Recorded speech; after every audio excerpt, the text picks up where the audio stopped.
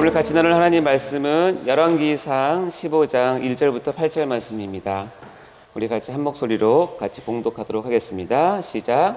느밧의 아들 여로보암 왕 18째 해에 아비암이 유다 왕이 되고 예루살렘에서 3년 동안 다스리니라. 그의 어머니의 이름은 마아가요 아비살롬의 딸이더라.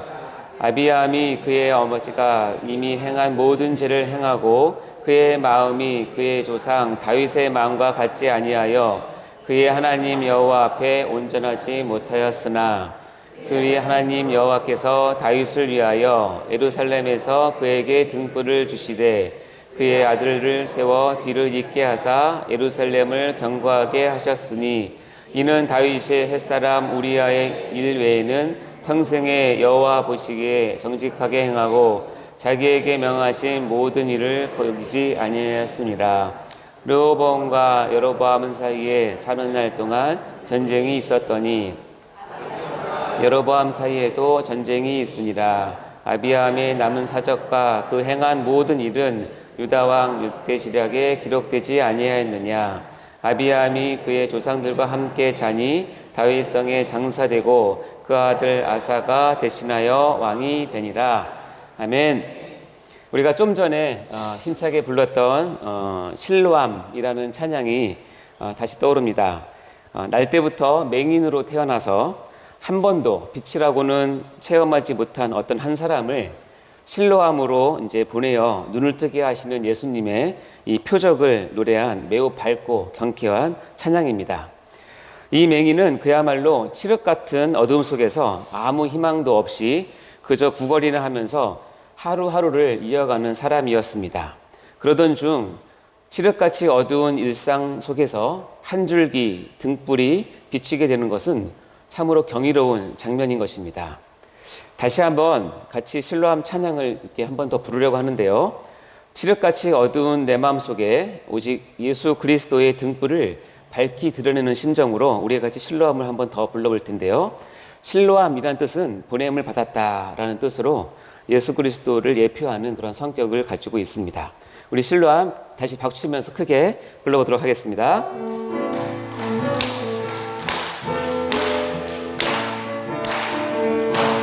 어두운 밤에 캄캄한 밤에 새벽을 찾아 떠난다.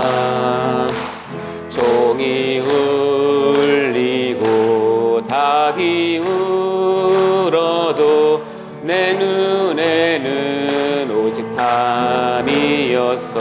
우리가 처음 만난 그때는 우리가 처음 만난 그때는 차가운 새벽이었소. 당신 눈 속에 여명이 있음을 나는 느낄 수가 있었소. 오 주여 당신께 감사하리라. 실로암 내게 주심을 나에게 영원한 이 꿈속에서 깨이지 않게 하소서. 아멘. 자, 우리는 한치 앞을 내다볼 수 없는 그야말로 칠흑 같은 어둠을 만났을 때 누구나 다 그러하듯이 우리는 너무 쉽게 좌절에 빠지곤 합니다. 사탄은 그 어두움의 기세로 우리를 누르고 속여서 우리 안에 은혜와 소망 그리고 하나님의 약속을 놓치게 만들곤 합니다. 그러나 꼭 기억할 것이 있습니다. 이 칠흑 같은 어둠 속에도 누군가 켜놓은 등불로 말미암아 새 삶을 살아갈 수 있다는 것을 말입니다. 그래서 오늘 설교는 속지 맙시다 시리즈 27번째 시간으로 설교의 제목은 칠흑 같은 어둠에 속지 맙시다입니다. 자, 제목이 뭐라고요? 같은 어둠에 속지 맙시다입니다. 먼저 오늘 본문 말씀을 여러분 아까 다 읽으셨는데요. 이 말씀은 주인공이 바로 남유다의 두 번째 왕인 아비암 이야기입니다. 다윗 왕과 솔로몬 왕으로 이어지는 이스라엘 왕조는 불행히도 북이스라엘과 남유다의 분열 왕국으로 갈라지게 되고요. 남유다는 솔로몬에 이어서 르호보암 왕이 이어지고 그 르호보암의 아들이 바로 아비암 왕인 것입니다. 이 아비암에 대해서 아주 간결하게 아까 읽었던 8절에 걸쳐서 하나님의 평가가 담겨 있는 내용이 바로 오늘 본문의 내용입니다. 여러분은 아까 읽은 이 8개의 절로 된 성경 말씀을 대하면서 이 본문이 정말 강조하고 싶은 것을 알아낼 수가 있으실까요? 아마 쉽지는 않을 겁니다. 그런데 우리는 유대인들에게는 이런 문장을 보면서 바로 핵심 구절과 단어를 바로 찾아낼 수 있다고 합니다. 왜냐하면 이 본문 말씀은 유대인들이 즐겨 사용하는 문장 구조의 대표적인 케이스이기 때문에 그렇습니다.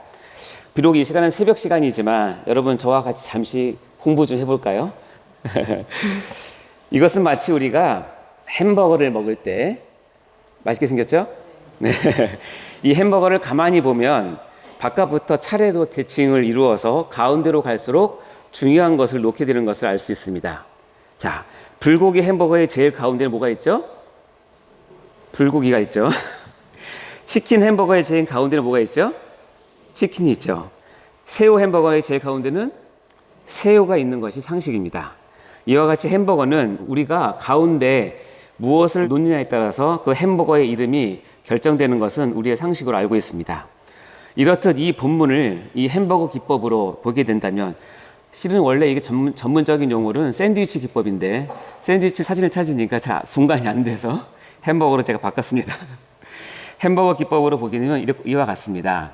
보시면 제일 바깥쪽에 A와 A-는 빵 두 개가 있죠. 그 안으로 들어오면 B와 B-는 뭐죠? 야채와 여기 보면은 토마토 이런 것들이 치즈 이런 것들이 있습니다. 그리고 제일 가운데 C는 뭐죠? 가장 중심인 패티가 있죠. 이것이 이제 불고기인지 뭐 치킨인지 새우인지 결정이 되는 이와 같이 A와 A-, B와 B-, 가운데는 C가 있는 구조를 샌드위치 구조 또는 햄버거 기법이라고 이야기를 합니다. 자, 이렇게 되면 여러분 문제를 내보면 이 햄버거 기법에서 가장 핵심은 어딜까요? 그렇죠. 맞습니다. 바로 C가 이 본문의 가장 중요한 내용이고 이 본문을 기록하신 하나님께서 하고 싶었던 그 말씀인 것입니다. 그래서 이 본문을 먼저 햄버거를 겉을 싸고 있는 A와 A-가 짝을 이루고 있는데 그것이 무엇인가 볼까요? 그래서 A는 1절과 2절에서 아비암에 대한 소개 그리고 이야기의 서론이 나옵니다. 그리고 A- 제 아래쪽은 7절 하반절부터 8절인데 아비아의 죽음과 이야기의 결론이 나옵니다. 다시 말하면 A와 A-는 아비암의 소개와 죽음 그리고 오늘 본문의 서론과 결론이 이렇게 딱 되어 있는 것이죠. 1절과 2절에 그리고 7절 8절 말씀을 보시면 이렇게 되어 있습니다. 자, 그러면 그 다음에 B와 B-는 무엇일까요? 이제 점점 가운데로 들어가는데요. B와 B-를 아까 본문 말씀을 보면 이렇게 됩니다. B는 3절인데 아비암의 죄악이 나오고요. B-는 6절과 7절 상반절인데 아비암의 죄악을 다시 지적하고 그 결과를 설명하는 것으로 이렇게 감싸 있습니다. 자, 우리 3절 한번 읽어볼까요? 시작. 아비암이 그의 아버지가 이미 행한 모든 죄를 행하고 그의 마음이 그의 조상 다윗의 마음과 같지 아니하여 그의 하나님 여호와 앞에 온전하지 못하였으나 이런 죄악으로 말미암아 6절과 7절을 보면 이런 결과가 나옵니다. 시작. 르호보암과 여로보암 사이에 사는 날 동안 전쟁이 있었더니 아비암과 여로보암 사이에도 전쟁이 있으니라. 즉 B와 B-는 무엇을 보냐면 아비암이 하나님 앞에 마음을 바로 하지 못하니까 나라가 힘들고 상황이 어렵고 칠흑 같은 그런 시대상을 보여주고 있다라고 강조를 하는 것입니다. 자, 즉 아비암의 3년간의 통치를 A와 B의 구조를 넣으면서 한마디로 칠흑 같은 어두움의 시대로 그런 이미지로 보여주고 있는 것입니다. 그런데요, 문장 구조 제-C에 해당되는 부분에서는 전혀 다른 분위기를 하나님께서 연출해 내십니다. 왜냐하면 우리가 아까 배웠듯이 C는 하나님의 원래의 뜻을 담고 있기 때문에 그렇습니다. 자, 금방 봤지만 C가 가장 중요한 부분이라고 말씀드렸죠? 자, 이 본문에서 C가 무엇인지 볼까요? C는 바로 4절과 5절 말씀이고, 이거는 하나님의 은혜를 언급하고 등불의 이미지를 사용해서 이렇게 표현을 합니다. 우리가 4절과 5절 같이 한번 읽어보겠습니다. 시작. 그의 하나님 여호와께서 다윗을 위하여 예루살렘에서 그에게 등불을 주시되 그의 아들을 세워 뒤를 잇게 하사 예루살렘을 견고하게 하셨으니 이는 다윗이 헷 우리아의 일 외에는 평생에 여호와 보시기에 정직하게 행하고 자기에게 명하신 모든 일을 어기지 아니하였습니다. 아멘. 자, 특별히 이 4절이 가장 핵심적인 구절이고요. 이 5절은 이 4절에 대한 이유를 밝히고 있는 것입니다. 자, 이와 같이 이 샌드위치 기법 또는 햄버거 구조를 통해서 이 말씀에서 하나님께서 하고 싶은 말씀은 바로 4절에 있구나 하는 것을 우리가 배울 수 있습니다. 자, 이 구조를 이제 한눈에 정리하면 이렇게 됩니다. 마치 햄버거처럼 A와 A-는 아비암이 누구니 소개를 하고 이야기를 시작하면서 A-는 아비암이 죽고 이야기 결론을 맺게 됩니다. 그리고 B와 B-는 이 아비암이 어떻게 하나님 앞에 살았는지를 보여줍니다. 아비암의 죄악을 3절에서 보여주고 6절과 7절에서는 아비암의 죄악 때문에 나타난 그 결과를 설명해 줍니다. 한마디로 암울한 시대인 것이죠. 그러나 하나님은 C라고 하는 반전을 두고 거기에는 4절과 5절에 하나님의 은혜를 언급함으로 등불 이미지를 사용해서 이 시대 가운데서 하나님께서 얼마나 이스라엘을 사랑하고 보살피고 계신지 그리고 등불을 주고 계신지를 보여주고 있는 부분입니다. 자, 이해하셨죠? 그러면 가장 중요한 이 4절, 이 4절의 첫 시작에는 원래 히브리 원어에는 접속사 키라고 하는 것이 쓰여져 있습니다. 이는 아비암의 죄악과 상반되는 하나님의 은혜를 설명하기 위해서 이것을 넣는데요. 번역본은 이것을 그러나 라고 하는 번역본도 있고 또 많은 역본에서는 nevertheless, 즉 그럼에도 불구하고로 해석을 하고 있습니다. 즉 그래서 3절에 보면 아비암이 그의 하나님 여호와 앞에 온전하지 못하였으나 그럼에도 불구하고 그의 하나님 여호와께서 다윗을 위하여 예루살렘에서 그에게 등불을 주시되 그의 아들을 세워 뒤를 잇게 하사 예루살렘을 견고하게 하셨다라고 하나님의 마음을 드러내는 것입니다. 즉 아비암의 어리석은 선택으로 말미암아 그 시대는 칠흑 같은 어둠에 짙게 깔려있는 세대의 모습이지만 그럼에도 불구하고 여전히 하나님은 은혜로 남유다를 붙잡고 계심을 강조하고 있는 내용입니다. 그리고 이러한 하나님의 은혜를 설명하기 위해서 하나님은 등불을 언급하고 계십니다. 이 등불은 하나님의 인재와 왕조의 존속을 상징적으로 보여주는 도구입니다. 아무도 없는 곳에 빛이 있다면 누군가를 기다리면서 예비하고 있다는 뜻이고 동시에 어느 한 집에 등불이 켜져 있다면 그것은 그 안에 누군가 존재한다는 뜻 아닙니까? 따라서 본문에서의 등불은 존재를 증명하고 소망을 나타내고 있다는 것입니다.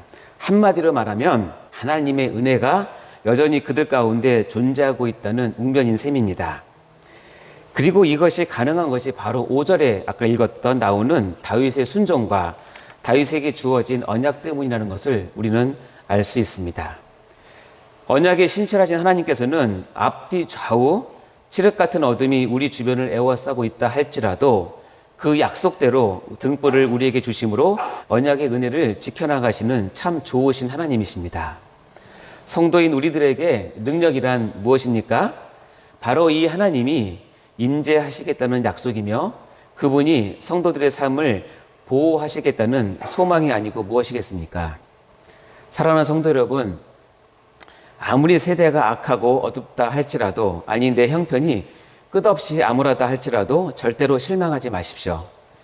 우리 좋으신 하나님은 우리 주위가 칠흑 같은 어둠이 짙게 깔려있다 할지라도 나를 끝까지 사랑하시겠다는 언약의 말씀을 따라서 이미 예비하신 등불을 어둠 한가운데 두심으로 인해서 어둠을 쫓아내시는 그런 하나님이십니다. 따라서 어둠이 칠흑 같아서 정말 이제는 포기하라고 이제는 절망하라고 나를 속이는 그 어떤 속삭임에도 여러분 절대 속지 마시고 반드시 승리하시기 바랍니다. 그럼에도 불구하고의 은혜가 등불처럼 나에게 임하고 계심을 굳게 믿으시는 여러분 되시기를 간절히 소망합니다. 이러한 믿음을 붙잡고 마지막으로 실로암 찬양 다시 한번 불러보도록 할 텐데요. 오늘 말씀을 맞게 살짝 개사를 했는데 강조하면서 불러주시면 감사하겠습니다. 우리 박수 치면서 같이 부르고 마치도록 하겠습니다.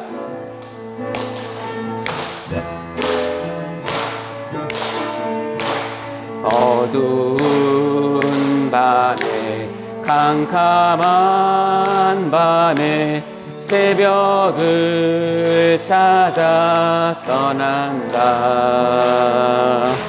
종이 울리고 닭이 울어도 내 눈에는 오직 밤이었어. 우리가 처음 만난 그때는 우리가 처음 만난 그때는 차가운 새벽이었소. 당신 눈 속에 여명이 있음을, 아니 당신 등불 있음을 속에 등불 있음을 나는 느낄 수가 있었어. 오 주여, 오 주여, 당신께 감사하리라.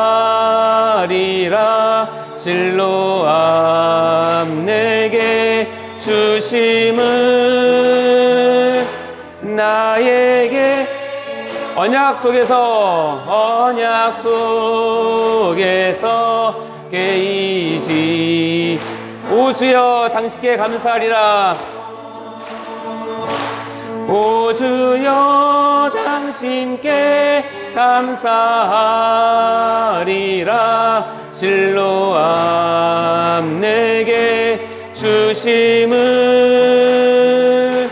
나에게 영원한 언약 속에서 깨이지 않게 하소서. 아멘. 기도하겠습니다. 하나님 아버지, 감사합니다. 저에게 귀한 믿음을 주셔서 이 칠흑같이 어두운 상황 가운데서 오직 빛 대신, 등불 대신 예수를 붙잡고 살아갈 수 있는 소망을 주셔서 감사합니다. 우리가 어떠한 칠흑 같은 어두운 상황 속에서도 좌절하지 않고 스스로를 속이지 않고 사단의 속임수에 넘어가지 않고 믿음으로 하나님의 은혜와 하나님의 언약을 굳게 붙잡는 저희 모두가 될 수 있도록 인도하여 주옵소서. 저희에게 큰 소망을 허락하여 주시고 이길 수 있는 능력과 힘을 허락하여 주옵소서. 감사드리며 예수님 이름으로 기도하옵나이다.